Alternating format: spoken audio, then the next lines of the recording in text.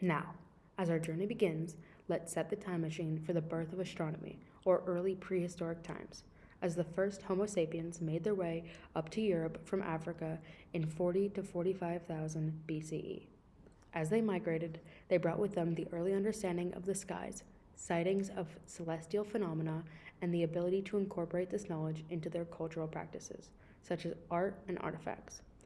One of the few art pieces we found from this period is the shaft seen at the Luscaux caves in France, one of the most well-known examples of cave paintings from around 1500 BCE. In this painting, you can see the depiction of wild animals. These animals were thought to be simple depictions of animals on Earth. However, according to new analysis, these animals are thought to depict constellations overhead during the painting. This new look on ancient cave paintings could mean not only that early Homo sapiens knew about the stars, but understood the rotation of the planet, making astronomers and archaeologists hypothesize that early Homo sapiens could have the knowledge of the stars and the sky that we didn't think possible until ancient Rome. As Homo sapiens grew and explored more and more, the final ice age came and went.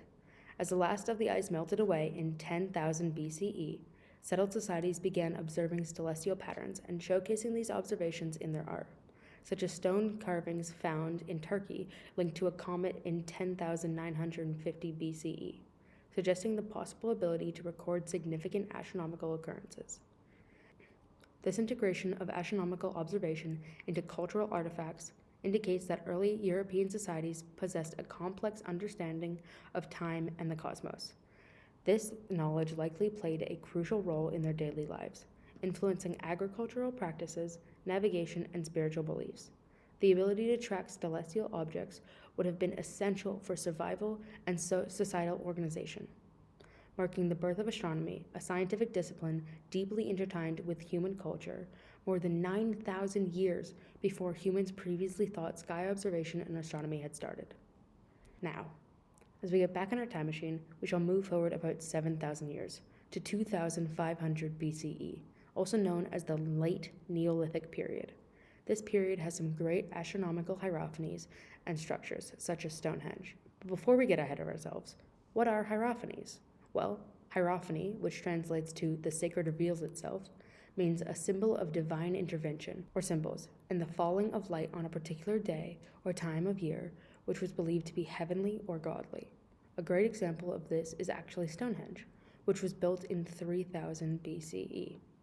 Stonehenge is one of the most researched and well-known examples of an astronomical marvel. This hierophany is created by the sun at Stonehenge.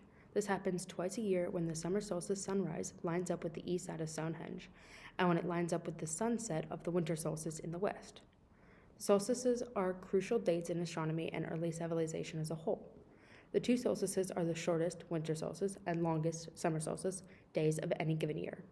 These days are essential to ancient civilizations because they helped locate the time of year and create a sort of natural calendar. However, in many situations, these were also helpful in farming and when to harvest crops. These solstices are also very important in archaeoastronomy, as many hierophanies and architectural monuments fall on or are built with the solstice specifically in mind.